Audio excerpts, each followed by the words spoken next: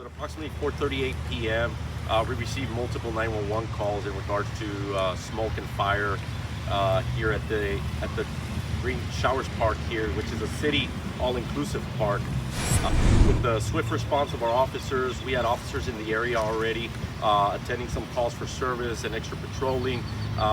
They swiftly responded along with the fire department, and working together, we were able to identify some very crucial witnesses and also identify two juvenile suspects for this incident.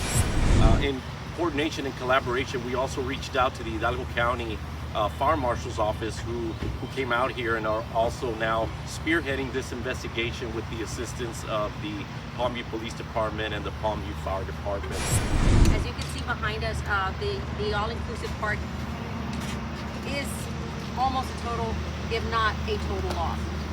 Very sad for our community. Getting started, first day of summer for many, and we're kicking it off with a park that is now not usable for the community, and that just breaks our hearts. Please also help me welcome Mr. Leo, who is going to talk to us about the city's response and what we're going to be doing with this park. Good afternoon again. Thank you for joining us today. We've had a lot of questions and inquiries on what's going to happen with the park. Obviously, as Ms. Garza mentioned, it's summertime.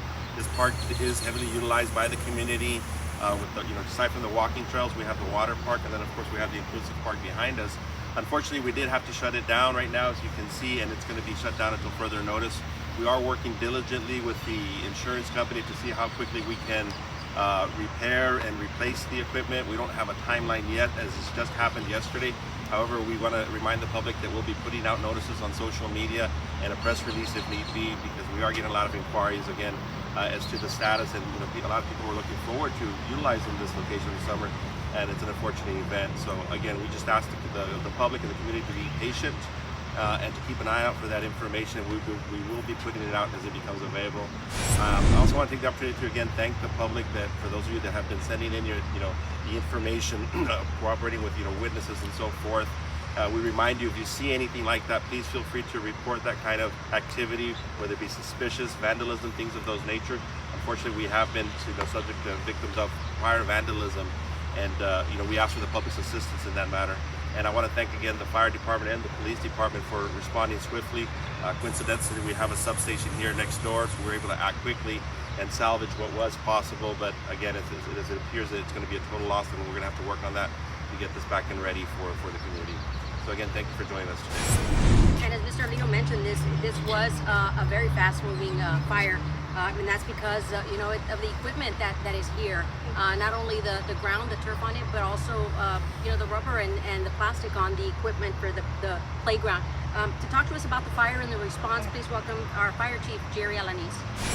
Hello, good afternoon. At approximately 4:30 yesterday, we had a walk-in come in stating that there was smoke coming from the park area. So our staff was already at the fire station. Upon that notice, our staff swiftly responded to the situation, and the fire escalated quickly due to the flammable combustible material that the parks are composed of. The rubbery substance, the turf area, was extremely flammable and spread about 4 times within about a minute.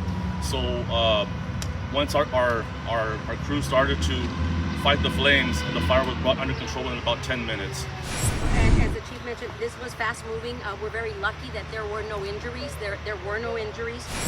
So in my closing comments, I also want to thank the community, the citizens that called repeatedly to our dispatch center, our communication center, to notify us of what was going on here, and also the people that were out here and were cooperating and letting law enforcement and fire department know of all the pertinent information that we needed to know as to how this happened and what happened. So I thank the citizens for cooperating and helping us out with that. So I just urge parents to keep track of their children and have a safe summer for everybody.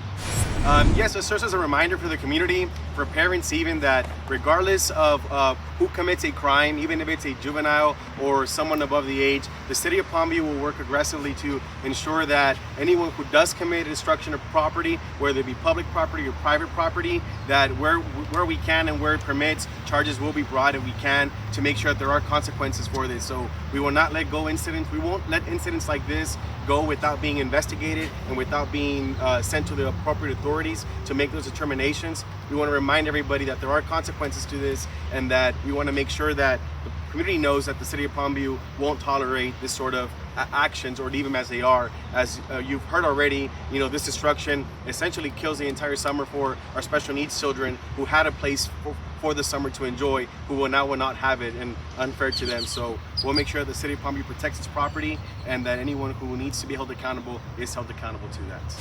The park is a priority to the community. It is to our council. It is to our city staff, and we're going to get it back up and going just as soon as we can. Thank you all so much for being with us.